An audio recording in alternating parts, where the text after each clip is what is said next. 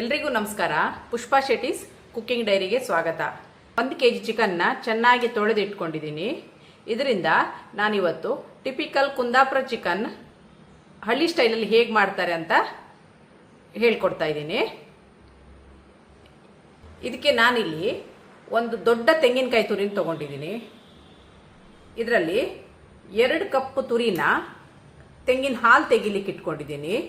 1 cup ತುರಿನ ಸ್ವಲ್ಪ ತರಿಯಾಗಿ ರುಬ್ಕೊಳ್ಳಿಕ್ಕೆ ಇಟ್ಕೊಂಡಿದ್ದೀನಿ. ಈ ತೆಂಗಿನ ಹಾಲನ್ನು 2 ಸರಿ ತೆಗಿಬೇಕು, ಹೆಚ್ಚಿಗೆ ನೀರು ಹಾಕ್ಕೋಬಾರ್ದು. ಈಗ ನಾವು ಇದಕ್ಕೆ ಏನೆಲ್ಲ ಸಾಮಗ್ರಿಗಳು ಬೇಕಂತ ನೋಡುವ. ಇಲ್ಲಿ ನಾನು ಕೆಲವೊಂದು ಸಾಮಗ್ರಿಗಳನ್ನು ಮಸಾಲ ಪೌಡ್ರ್ ಮಾಡ್ಕೊಳ್ಳಿಕ್ಕೆ ತಗೊಂಡಿದ್ದೀನಿ. ಇದರಲ್ಲಿ ಸುಮಾರು 10 ಬ್ಯಾಡಗಿ ಚಿಲ್ಲಿಯನ್ನು ತಗೊಂಡಿದ್ದೀನಿ. 4 ರಿಂದ 5 ಗಿಡ್ಡ ಮೆಣಸನ್ನು ತಗೊಂಡಿದ್ದೀನಿ. ನೀವು ಗುಂಟೂರು ಮೆಣಸಿದ್ರೆ ಗುಂಟೂರು ಮೆಣಸು ಸಹ ಹಾಕ್ಕೋಬಹುದು. ಮತ್ತೆ 3 ಟೀ ಸ್ಪೂನು ಕೊತ್ತಂಬರಿಯನ್ನು ತಗೊಂಡಿದ್ದೀನಿ.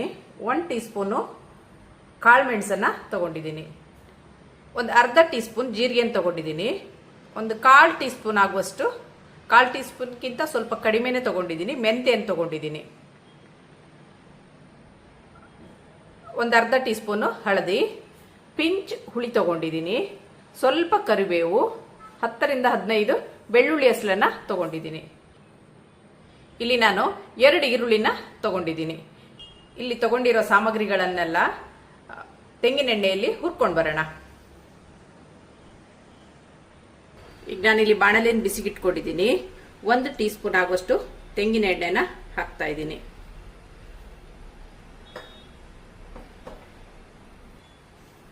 ತೆಂಗಿನ ಎಣ್ಣೆ ಬಿಸಿ ಆದ ನಂತರ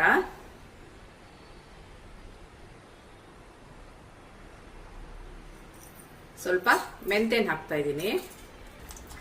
ಮೆಂತೆ ಸ್ವಲ್ಪ ಕೆಂಪಗಾಗ್ತಾ ಬರುವಾಗ ಕಾಳು ಮೆಣಸನ್ನ ಹಾಕೋಣ.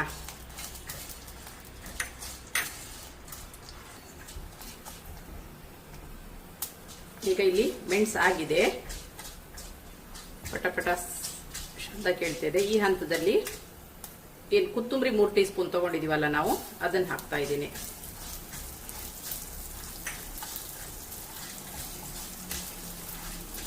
ಸ್ವಲ್ಪ ಚೆನ್ನಾಗಿ ಹುರಿಲಿ.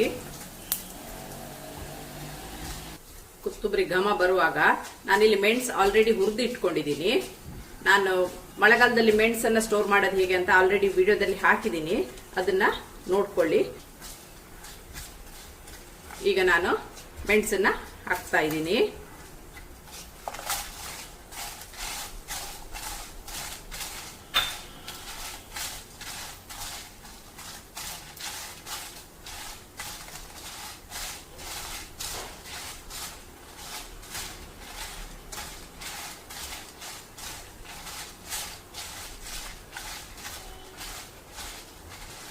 ನೀವು ಸಾಮಗ್ರಿನ ಬೇರೆ ಬೇರೆನೂ ಹುರ್ಕೋಬಹುದು. ನಾನಿಲ್ಲಿ ಎಲ್ಲ ಒಟ್ಟಿಗೆ ಹಾಕಿ ಹುರಿತಾ ಇದ್ದೀನಿ. ಈಗ ಇದು ಮೆಣಸು ಸ್ವಲ್ಪ ಆಗಿದೆ. ಇದರಲ್ಲಿ ಈ ಹಂತದಲ್ಲಿ ಸ್ವಲ್ಪ ಜೀರಿಗೆಯನ್ನು ತಗೊಂಡಿದ್ದೀವಿ, ಅದನ್ನು ಹಾಕಿ 10 ಸೆಕೆಂಡ್ ಹುರಿಯೋಣ. ಈಗ ಗ್ಯಾಸನ್ನು ಆಫ್ ಮಾಡೋಣ.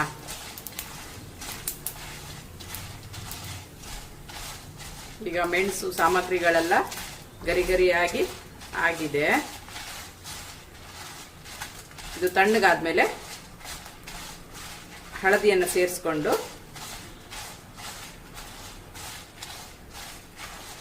ಪೌಡರ್ ಮಾಡ್ಕೊಳ್ಳೋಣ. ಈಗ ಗ್ಯಾಸ್ ಆಫ್ ಮಾಡ್ತಾ ಇದ್ದೀನಿ. ನಾನು ಹುರಿದಿರೋ ಸಾಮಗ್ರಿಗಳನ್ನೆಲ್ಲ ಪ್ಲೇಟಿಗೆ ಟ್ರಾನ್ಸ್ಫರ್ ಮಾಡಿ ಇಟ್ಕೊಂಡಿದ್ದೀನಿ. ಇದು ಸ್ವಲ್ಪ ತಣ್ಣಗಾಗ್ಲಿ, ನಂತರ ಪುಡಿ ಮಾಡೋಣ. 1 ಟೀ ಸ್ಪೂನ್ ತೆಂಗಿನ ಎಣ್ಣೆಯನ್ನು ಹಾಕಿ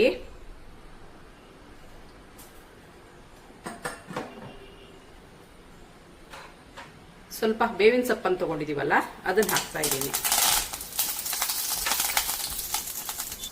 ಅದಕ್ಕೆ ಅರ್ಧ ಈರುಳ್ಳಿನ ಇದಕ್ಕೆ ಹಾಕಿ ಹುರ್ಕೊಳ್ತಾ ಇದ್ದೀನಿ.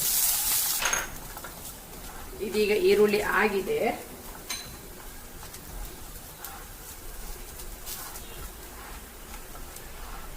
ಈಗ ಬೆಳ್ಳುಳ್ಳಿಯನ್ನು ಹಾಕೋಣ. ಬೆಳ್ಳುಳ್ಳಿ ಹಾಕಿ ಹೆಚ್ಚಿಗೆ ಹುರಿಯೋದು ಬೇಡ, ಸ್ವಲ್ಪ ಬೆಚ್ಚಗಾದ್ರೆ ಸಾಕು. ಈಗ ಇದನ್ನ ಬೇರೆ ಪಾತ್ರಕ್ಕೆ ಟ್ರಾನ್ಸ್ಫರ್ ಮಾಡೋಣ. ಇದೇ ಬಿಸಿ ಬಾಣಲೆಗೆ ಈಗ ನಾನು 1 ಕಪ್ಪು ತೆಂಗಿನ ತುರಿಯನ್ನು ತಗೊಂಡಿದ್ದೀನಲ್ಲ ಅದನ್ನ ಇದಕ್ಕೆ ಹಾಕಿ ಸ್ವಲ್ಪ ಹುರಿತಾ ಇದ್ದೀನಿ.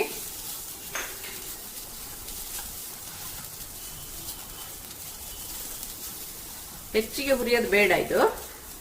ಈಗ ಗ್ಯಾಸ್ ಅನ್ನು ಆಫ್ ಮಾಡ್ತಾ ಇದ್ದೀನಿ ನಾನು. ಇದೇ ಬಿಸಿನಲ್ಲಿ ಇದು ಸ್ವಲ್ಪ ಹುರಿಯೋಣ.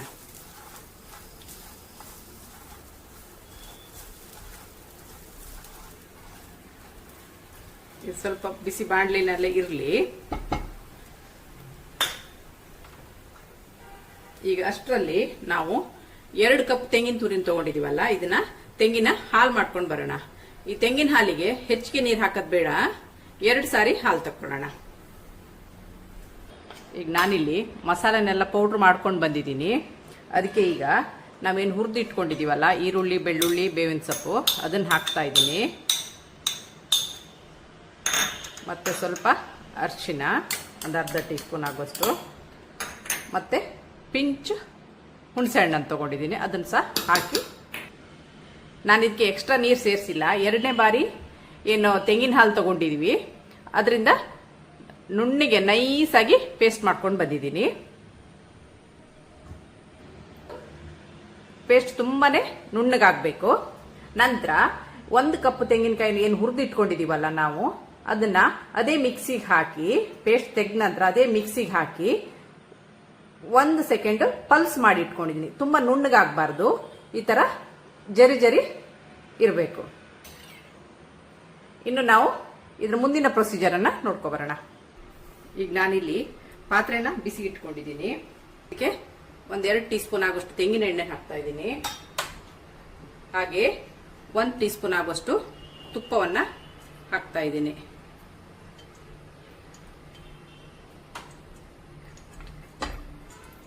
ಇದು ಬಿಸಿಯಾದ ನಂತರ ಸ್ವಲ್ಪ ಈರುಳ್ಳಿಯನ್ನ ಹಾಕ್ತಾ ಇದ್ದೀನಿ.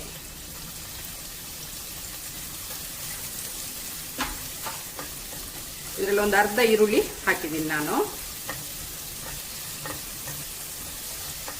ಸ್ವಲ್ಪ ಒಂದು 7-8 ಬೇಳೆ ಬೆಳ್ಳುಳ್ಳಿನ ಜಜ್ಜಿ ಇಟ್ಕೊಂಡಿದ್ದೀನಿ, ಅದನ್ನ ಸಹ ಹಾಕ್ತಾ ಇದ್ದೀನಿ.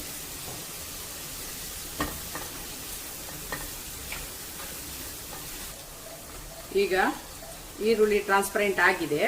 ಈ ಹಂತದಲ್ಲಿ ನಾವು ಚಿಕನ್ ಅನ್ನ ಹಾಕೋಣ.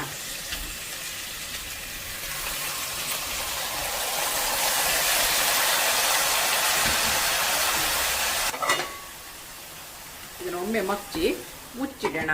ಸ್ವಲ್ಪ 1 ಸೆಕೆ ಬರಲಿ.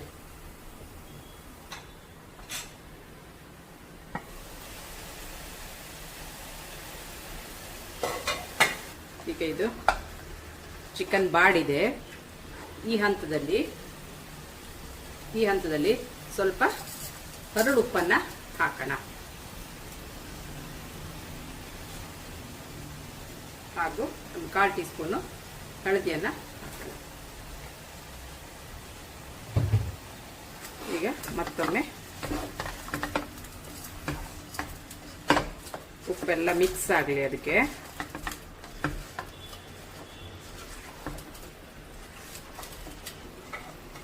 ಮುಚ್ಚಿಡೋಣ.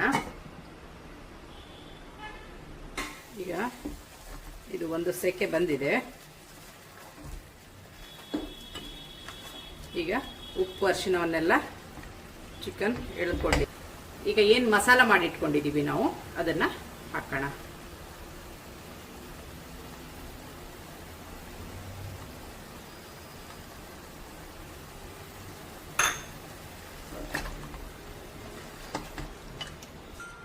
ಇಲ್ಲಿ ನಾನು ಎಲ್ಲಿಯೂ ನೀರು ಸೇರಿಸ್ತಾ ಇಲ್ಲ. 2ನೇ ಸಾರಿ ಏನು ತೆಂಗಿನ ಹಾಲು ತೆಗೆದುಕೊಂಡಿದೀವಿ ಅದರಲ್ಲೇ ಮಿಕ್ಸಿಯನ್ನ ತೊಳೆದು ಆ ನೀರನ್ನ ಹಾಕ್ತಾ ಇದ್ದೀನಿ.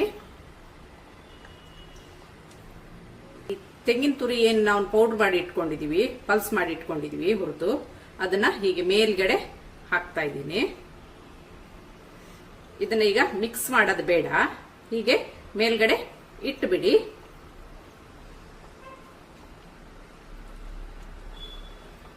ನಂತರ ಅದಕ್ಕೆ ಸ್ವಲ್ಪ ಈರುಳ್ಳಿ,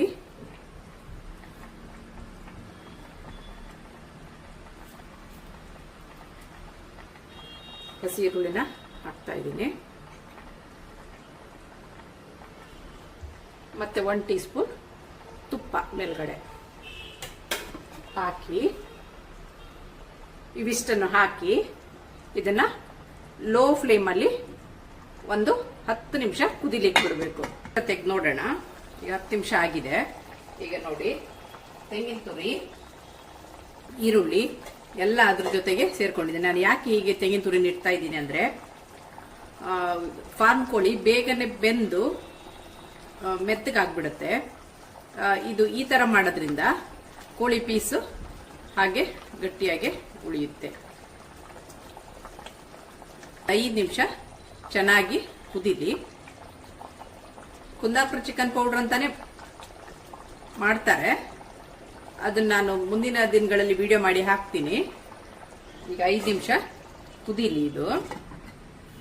ನೋಡಿ, ಇದು ಈಗ ಎಣ್ಣೆ ಬಿಟ್ಕೊಂತ ಬಂದಿದೆ. ಈಗ ಇದು ಆಗಿದೆ ಆಲ್ಮೋಸ್ಟ್. ಈಗ ನಾವು ಈ ಹಂತದಲ್ಲಿ ಏನು ದಪ್ಪ ಹಾಲನ್ನ ತೆಗೆದಿಟ್ಕೊಂಡಿದೀವಿ ಅದನ್ನ ಹಾಕೋಣ.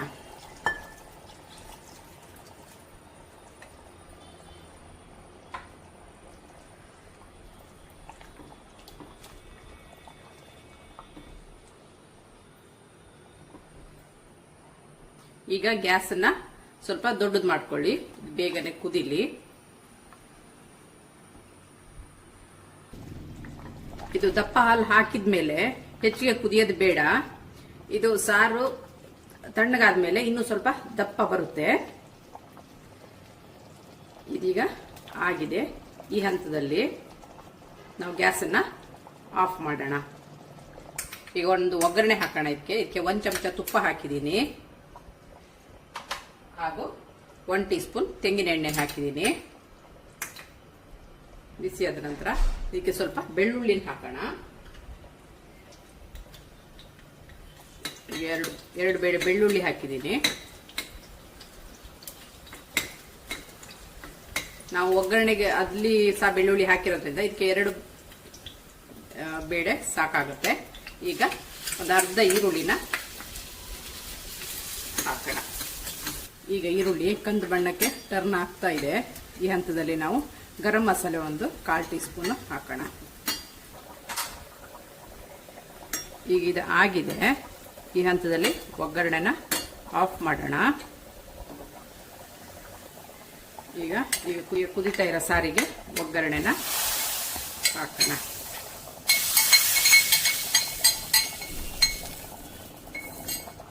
ಚಿಕ್ಕರೆ ಈಗ ರುಚಿಯಾದ ಕುಂದಾಪುರ ಚಿಕನ್ ಸವಿಯಲು ಸಿದ್ಧವಾಗಿದೆ. ನಿಮಗೆ ನನ್ನ ಈ ರೆಸಿಪಿ ಇಷ್ಟವಾದಲ್ಲಿ ಪುಷ್ಪಾ ಶೆಟ್ಟೀಸ್ ಕುಕಿಂಗ್ ಡೈರಿ ಇದಕ್ಕೆ ಒಂದು ಲೈಕ್ ಕೊಡಿ, ಶೇರ್ ಮಾಡಿ, ಹಾಗೂ ಫ್ರೆಂಡ್ಸ್ಗಳ ಜೊತೆ ಹಂಚಿಕೊಳ್ಳಿ. ಸಬ್ಸ್ಕ್ರೈಬ್ ಆಗಿಲ್ಲ ಅಂದ್ರೆ ಸಬ್ಸ್ಕ್ರೈಬ್ ಆಗಿ. Thank you.